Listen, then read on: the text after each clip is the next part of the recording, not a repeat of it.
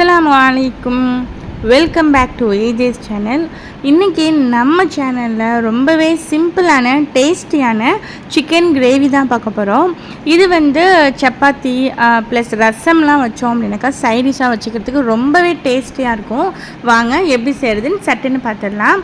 ஒரு கடாயில் ஆயில் சேர்த்துட்டு தேவையான ஸ்பைசஸ் நல்லா பொரிஞ்சு வந்ததுக்கு அப்புறம் கூடவே 2 மீடியம் சைஸில் ஆனியன், ஒரு பச்சை மிளகாய் சேர்த்துருக்கேன். நல்லா சாட்டே பண்ணிவிட்டு இது கூடவே நம்ம 1லேருந்து 1.5 டீஸ்பூன் அளவுக்கு இஞ்சி பூண்டு பேஸ்ட்டு சேர்த்துக்கலாம். இஞ்சி பூண்டு பேஸ்ட்டு சேர்த்துட்டு அதோட பச்சை வாசனை போகிற வரைக்கும் நல்லா சாட்டே பண்ணிவிட்டு நான் டொமேட்டோ கட் பண்ணி அப்படியே சேர்க்காமல் நல்லா பியூரியாக நான் அரைச்சிட்டு சேர்த்துருக்கேன். அப்படி சேர்க்குறப்ப இதோட டேஸ்ட்டே ரொம்பவே டிஃப்ரெண்ட்டாக இருந்துச்சு. கண்டிப்பாக நீங்களும் டொமேட்டோ அப்படியே சேர்க்காமல் இந்த மாதிரி பியூரியாக நீங்கள் அரைச்சிட்டு சேருங்க. அது மாதிரி சேர்க்குறப்ப நம்ம டொமேட்டோவை வதக்கிட்டு சேர்க்கணும்னு தேவையில்லை. நம்ம பச்சையாகவே நம்ம அரைச்சி சேர்த்துட்டு அதை ஒரு 2 to 3 மினிட்ஸ்க்கு கொதிக்க வச்சாலும் நமக்கு அந்த பச்சை வாசனை போயிடும்.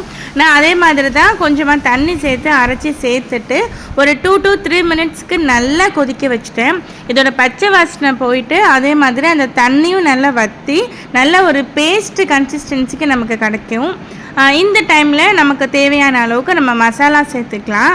நான் மிளகாய்த்தூள், அப்புறம் கொஞ்சமாக மஞ்சத்தூள், ஹோம்மேட் கறி மசாலா, டேஸ்ட்டுக்கு உப்பு, இதெல்லாம் சேர்த்து நல்லா சாட்டே பண்ணிவிட்டு ஒரு 1/4 கப் அளவு தண்ணி சேர்த்து மூடி வச்சு நல்லா கொதிக்க வச்சுட்டேன். ஒரு 3 மினிட்ஸ்க்கு கொதித்ததுக்கு அப்புறம் நல்ல எண்ணெயில் நம்ம சேர்த்துருந்த எண்ணெயில் நல்லா திரிஞ்சு ரொம்பவே சூப்பராக ஒரு கலர்ஃபுல்லான ஒரு கன்சிஸ்டன்சி கிடச்சிச்சு. இதோட பச்சை வாசனை எல்லாமே போயிடுச்சு கம்ப்ளீட்டாக. இதையே நம்ம அப்படியே ஒரு ஒயிட் ரைஸில் நம்ம சேர்த்து சாப்பிட்டாலே செம்ம அல்ட்டியாக இருக்கும். இப்போது இந்த டைமில் நம்ம க்ளீன் பண்ணி வச்சுருக்க சிக்கனை தண்ணி இல்லாமல் நம்ம சேர்த்துக்கலாம். நான் இன்றைக்கி 1/2 கிலோ சிக்கனுக்கு செஞ்சுருக்கேன். 1/2 கிலோ சிக்கனுக்கு 2 பெரிய தக்காளி எடுத்திருக்கேன், 2 மீடியம் சைஸ் பல்லாரி வெங்காயம் எடுத்திருக்கேன். இப்போ தண்ணி இல்லாமல் நம்ம இந்த சிக்கன் பீசஸை சேர்த்துட்டு நல்லா அந்த மசாலா கூட நல்லா மிங்கிள் ஆகிற வரைக்கும் நல்லா சாட்டே பண்ணிவிட்டு இது கூட நம்ம தண்ணி ரொம்ப நிறையாலாம் சேர்க்கக்கூடாது. பிகாஸ் இதே நமக்கு கொதிக்க கொதிக்க தண்ணி விடும். அதனால் நான் ஒரு 1/4 கப் மட்டும் தண்ணி சேர்த்து நான் மூடி வச்சுட்டேன்.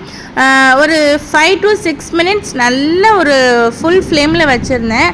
நல்ல சிக்கன் சாஃப்டாக நல்லா ஜூஸியாக நல்லா நமக்கு சூப்பராக குக் ஆகிடுச்சு. இந்த டைமில் நம்ம ஸ்டவ் ஆஃப் பண்ணுற போகிற டைமில் நான் மேலே கொத்தமல்லி இலை தூவிட்டு நான் ஸ்டவ் ஆஃப் பண்ணிட்டேன். இந்த கிரேவி நான் சப்பாத்திக்கு தான் சாப்பிட்டேன். ரொம்பவே டேஸ்டியாக இருந்துச்சு. அதே மாதிரி ரசம் சாதம் வச்சு நம்ம சைடிஷ்க்கு வச்சாலும் ரொம்பவே டேஸ்ட்டாக இருக்கும். கண்டிப்பாக இந்த சட்டுன்னு செய்யக்கூடிய சிக்கன் கிரேவி கண்டிப்பாக ட்ரை பண்ணி பாருங்கள். என்னோடய சேனலை மறக்காமல் சப்ஸ்கிரைப் பண்ணுங்கள். இந்த வீடியோ பிடிச்சிருந்தா உங்கள் ஃப்ரெண்ட்ஸ் அண்ட் ஃபேமிலிக்கு ஷேர் பண்ணுங்கள். தேங்க்ஸ் ஃபார் வாட்சிங். அஸ்ஸலாமு அலைக்கும்.